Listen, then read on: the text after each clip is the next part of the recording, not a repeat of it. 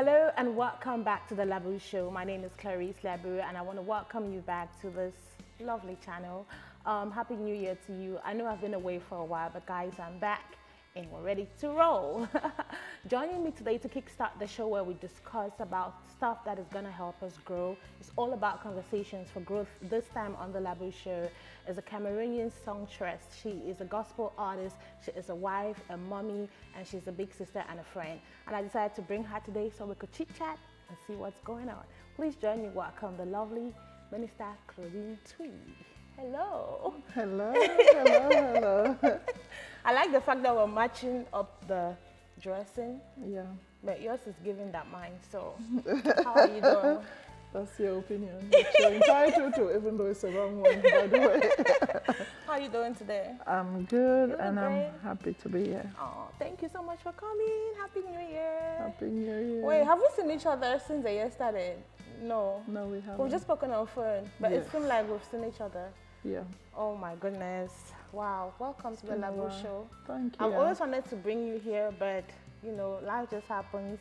And recently you released a song that was just mind-blowing. It was really like, I was so surprised. I was so blessed by that. And not just because it was from you, but the whole production, everything was perfect. So I was like, yeah, I finally have to bring her to talk about that. But let's just start talking about, you know, life in general. You know, how has everything been for you so far? I would say that everything has been great. It's been awesome. God is still on the throne. As long as He's on that throne, things are cool. It's the stabilizing factor. Awesome. In every area, ministry, family, work. He puts everything together. So everything has been good.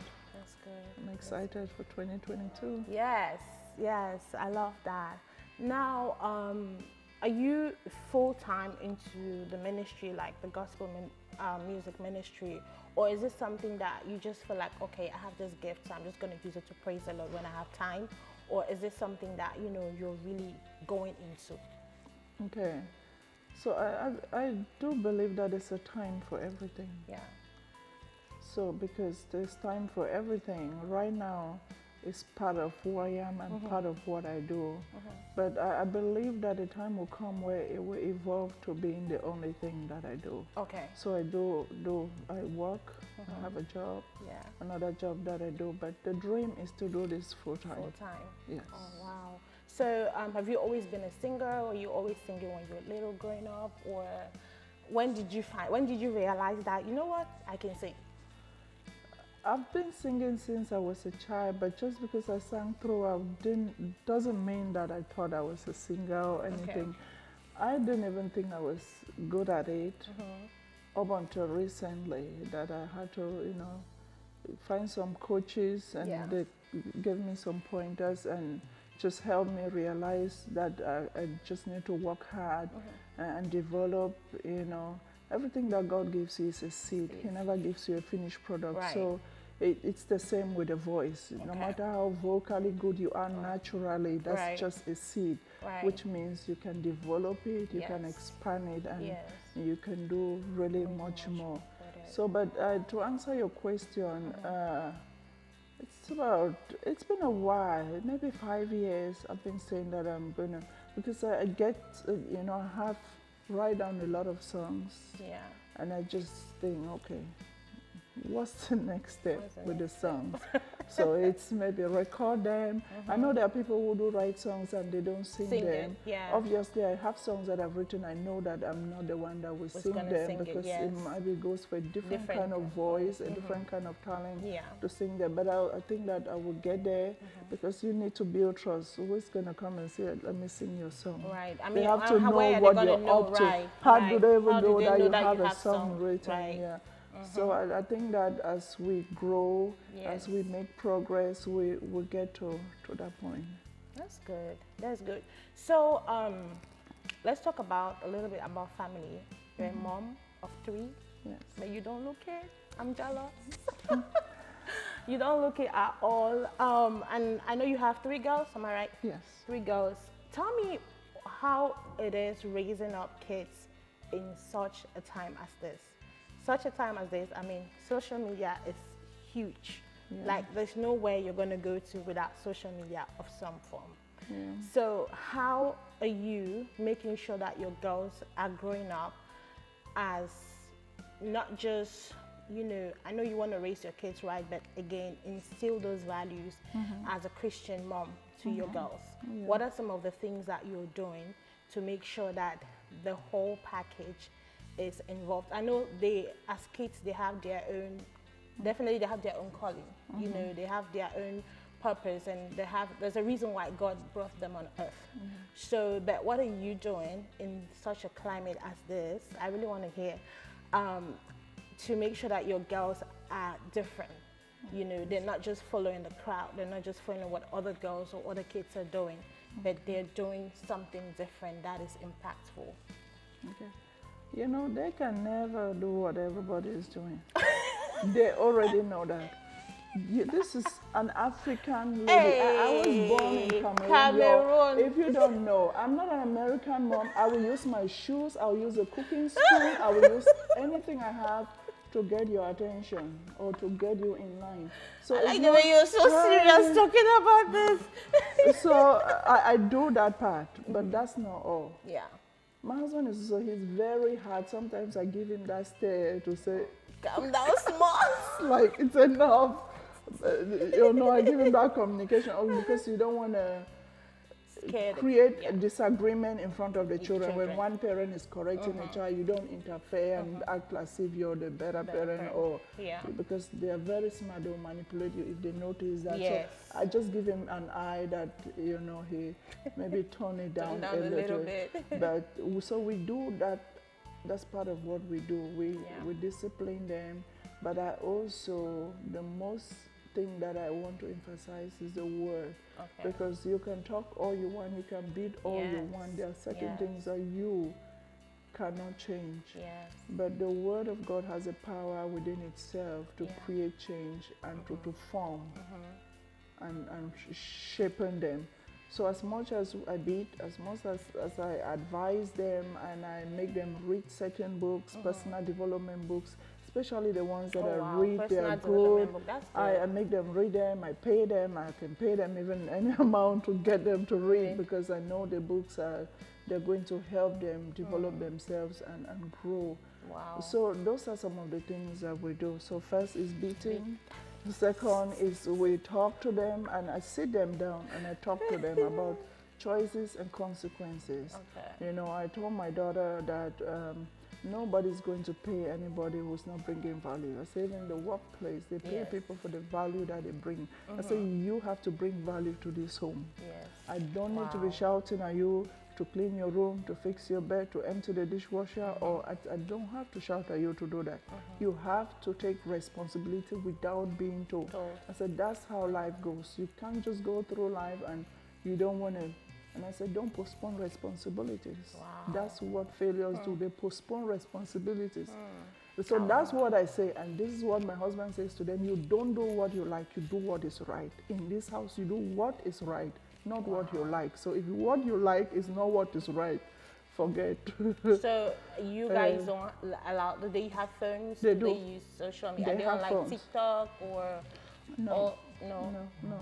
They watch YouTube. They have their favorite YouTubers that they watch all the time. And, so do you sort of like check what they're watching? I check what they're watching, and they also check how long they're on a device. So they're mostly on timeout from the devices.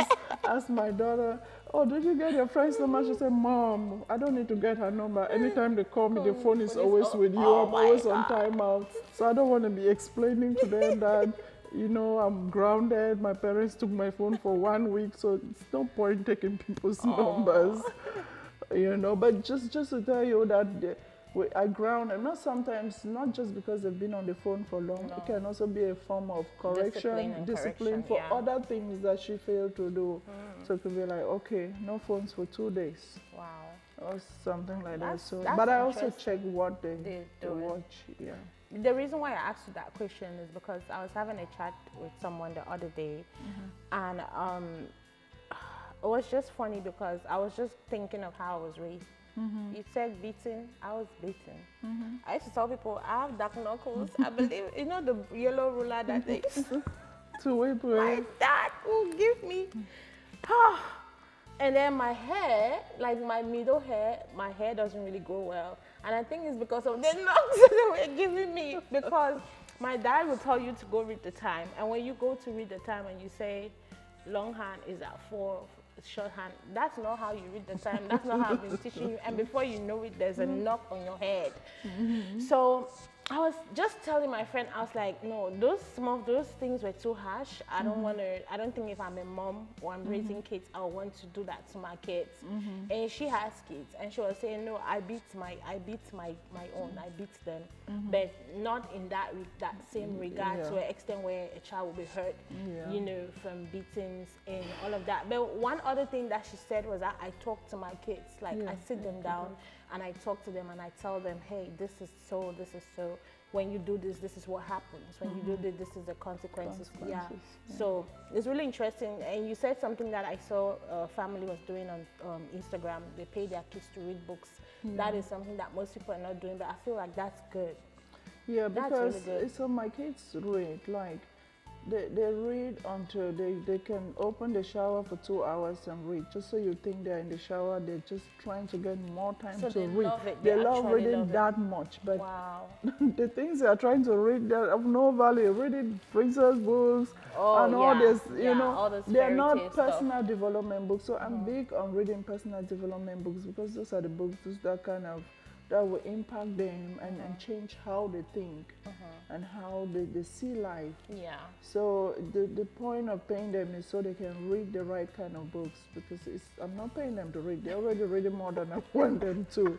But I'm paying them to read certain kind of books that will help them. And you know, and you're talking about beating. I'm saying, you know, some people think, well, you know, you're not supposed to whoop a child. And they have all these ideologies in America. You don't whoop a child. You know, even American parents, they do beat their kids. My 12-year-old, she's in secret. Last year, she came home and she was like, Mom, guess what? I said, what? She said, my teacher asked how many people are being whooped. Everybody's hand went up except one person in my class. I said, so what's the big deal? She said, I didn't know everybody in my class was being whooped. Yes. She said, my friend even told me her dad whoops her with a belt. My friend, mind you, this is a 100% white community, or less than 95%. She's the only black in her class. So just to put things in perspective. So don't be sitting there and thinking that way, you know, you don't whoop. There are all kinds of discipline, but every child is different. Figure out the discipline that works. I've seen that from my kids. They don't want to be whooped. So the minute you tell them, don't do this, if you say it 2-3 times, the third time when you whoop them, they'll stop, because they don't want to be whooped. So use whatever method that works for your kids. And I talk to them much more now than the whooping, because they are getting bigger, 10 and 12. But for a 2-year-old, what are you going to discuss with a 2-year-old? I know. The belt is the only thing. You keep saying, don't do this. And that's what they want to do. Anyway, that's really interesting. Thank you so much for sharing that. Let's come back to your ministry, because I think that's one big thing that's going on right now in your life. What are some of the challenges that you've been going through?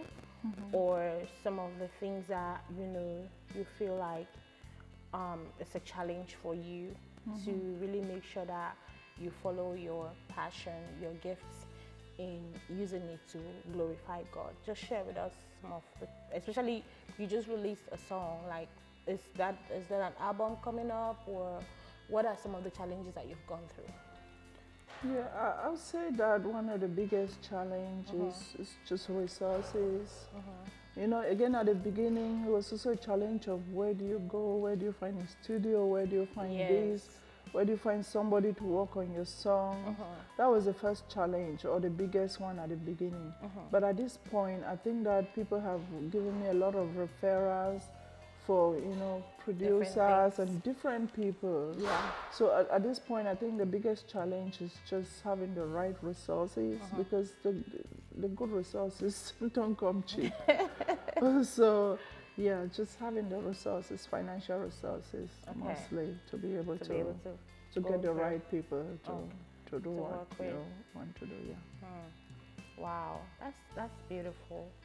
That's beautiful. So are your songs only on YouTube, or do you have them on Spotify or yeah, they are on every digital platform that you can think of. Okay. About 150 of them, from iTunes, Spotify, Amazon, Google Play. I mean, wherever you can find music online, digitally, you'll find it there. So how is your name?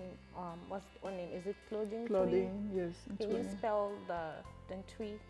N for Nancy, T for Thomas, U for Unicorn, I for India, and that's it. Just search Claudine Ntui and you're gonna see her pop up, and you can enjoy some good gospel music. How many songs so far do you have now? 9. Oh wow! What? Yeah. Really? Oh, there. I've been sleeping on you. I thought you have like just 2 or 3. No, there are 9 of them. Oh wow, that's interesting. Nice. Yeah, so you see, when I was talking about resources earlier, it's not just the resources to create good music, because you can have good music, you still need resources to promote it, to push it out for people to know. This is how does the music get from me to you, and it's promotion. So even the biggest resources for me at this point is not really creating the music, because I think there are people that are really willing now even to put more into that, to support, to see that the music comes out, but to push it out, to have it on the platforms, have it on the TV or the radio, or the places where it will go meet people. Yeah. So that's one of the biggest things. So you're surprised that there are 9 songs out there. Yeah, I'm surprised, to be honest. I was just thinking there are like 3 no promotion. Yeah. Wow. That's well. I mean, are you looking for managers? You know, tell us if somebody's out there that wants to manage you. You know, or are you looking for a label? What I mean, tell the people. Well, I mean, it would be great to have a manager, right? So, label is one of those things if it comes good. I mean, if they're going to work with my vision, you know, of course. Yeah, your vision and your personality. And the style of your music belief and that style I do. Of music, yes, that's very important. That's very good. I'll be happy, for that, All right, so if you're a talent manager, this is a talent, a great talent. I will not give you wahala. This talent will give you all the respect you deserve. Just so make sure, you know, you reach out. So can you tell us social media handles where people can find you? Instagram, Facebook, TikTok, wherever.